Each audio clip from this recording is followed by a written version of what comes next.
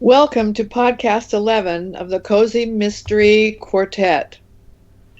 We are Linda Hope Lee, Michael Erdahl, Susan McCormick, and Wendy Kendall. Today we will be discussing tension. Tension is an important element in any story, including the cozy mystery. Tension arises from differences in the characters' opinions, goals, and actions. In addition to providing drama, tension raises questions that keep the reader involved and turning the pages. Here are 3 ways I create tension in my cozy mysteries. 1. Tension between the sleuth and the suspects. In Secrets to Die For, Nina hides after hours in a medical clinic to search for clues in a mysterious death. As she leaves, one of the story's suspects confronts her and takes her picture. "What did you find in the clinic?" Roger demanded. Nina glared. "You're only assuming I found something." "I'm warning you, Nina Foster, don't play games with me. You'd better tell me, or I'll find good use for the picture I took tonight." Each encounter with Roger escalates the tension, making the reader ask, will Roger make good his threats before Nina solves the mystery? 2. Tension between the sleuth and herself. During the course of an investigation, Nina is sometimes faced with making a decision between her need to solve the crime and a conflicting need to protect either herself or someone else. In Murder Between the Pages, Nina makes a discovery which points to her best friend Zelma as the murderer. A sick feeling invaded the pit of Nina's stomach. She now knew Zelma had a very good motive for murdering Will Dean. All afternoon she worried about her discovery. Should she confront Zelma or go directly to the police? This internal war creates tension that prompts the reader to turn the page and learn Nina's decision. 3. Tension from putting the sleuth in danger. Although cozy mysteries do not include graphic violence, having the sleuth encounter danger or the threat of violence is an effective way to add tension.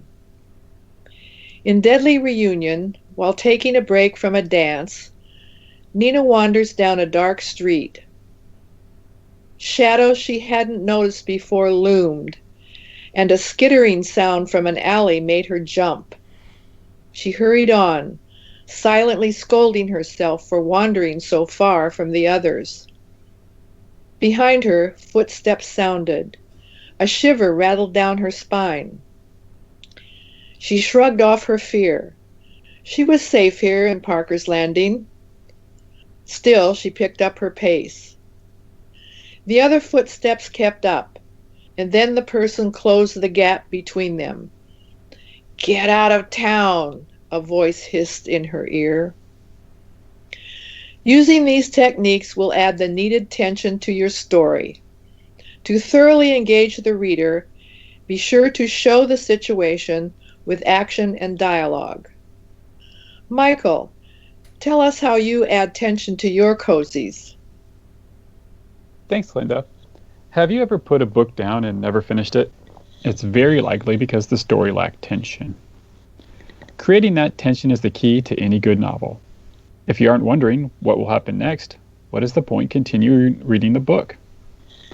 How does one create tension specifically in a cozy mystery? The first thing I tackle is, why is the main character investigating this crime in the first place? The amateur sleuth needs to suffer consequences if the murder isn't solved. This creates instant tension. In Winter Takes All, my main character will lose her new dream job as a wilderness guide as well as the new relationship she's developing with her coworker. That's the tension that arcs over an entire cozy mystery. However, a story needs more to keep people from losing interest. Each chapter or scene needs tension to keep the story moving forward. Will she be discovered snooping in her boss's filing cabinet? Will she get the clues she needs from the potential witness she's wheedling information out of? But not every source of tension needs to be life or death. or even be related to solving the murder. It can be as simple as will our date go well, or will our cake win first prize at the annual baking contest. If the readers are invested in your characters, they will want to write all the highs and lows of life with your character. Be careful not to overdo tension. If you keep the reader in a constant state of worry, it loses its effect and can be off-putting. Who wants to read a cozy mystery and feel stressed? They are meant to be relaxing, enjoyable stories. Bring the tension up, resolve the issue, give the character a second to breathe, and then hit them with more tension. For example, the main character is caught eavesdropping on Jack, a suspect in a coffee shop. She is confronted by an offended Jack, and an argument ensues in public. It is resolved when Jack stomps off in a fury, slamming the cafe door. Now the main character can take a breath. She orders a croissant and a latte and relaxes. The reader will relax with them. But then the shop owner delivers the meal and gushes about how brave the main character is to confront a man who was once arrested for assault. Instant tension. Will Jack return to his violent ways, this time against one nosy amateur sleuth?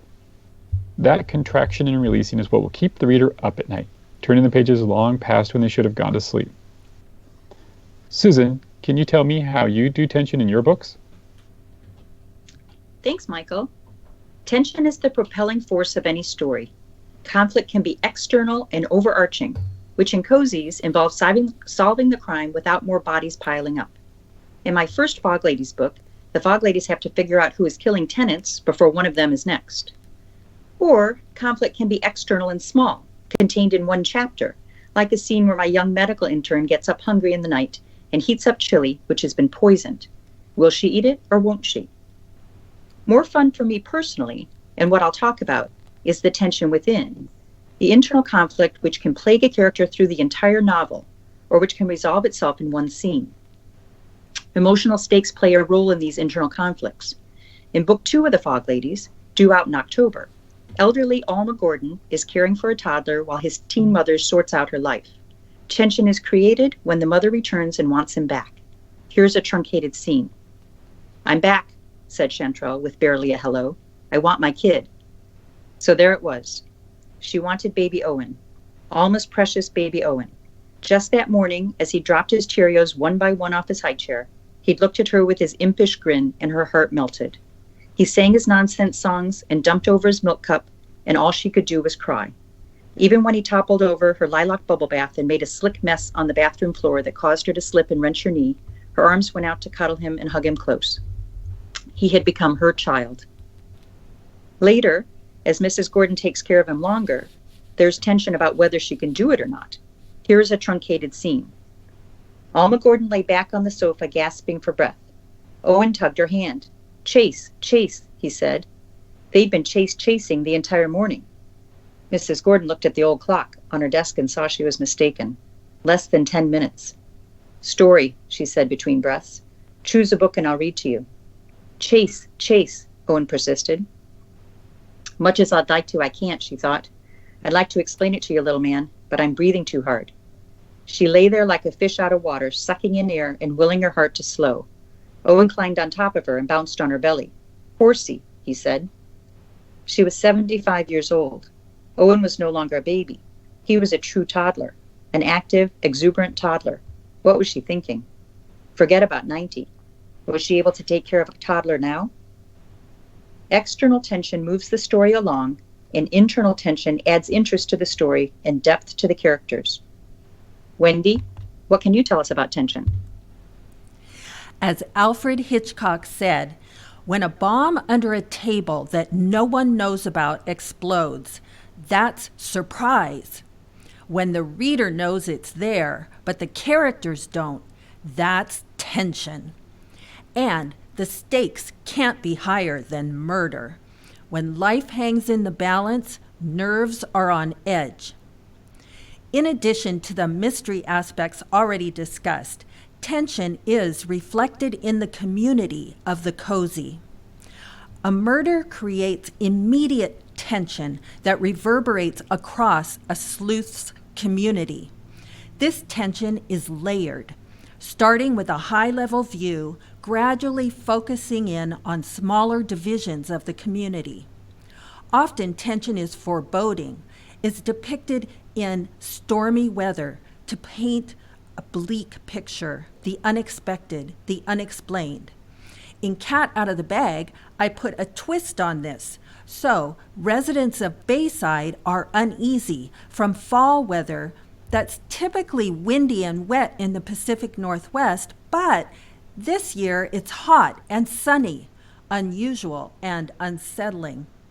In Cat Out of the Bag, the murder occurs at Catherine's gala, so the town is quickly aware of what's happened. All the town is talking about it, speculating and stirring emotions. Tension is kept taut by the emotions behind it. As Martin Luther King said in a different context, we merely bring to the surface the hidden tension that is already alive. Some Baysiders face off against Catherine as she sleuths.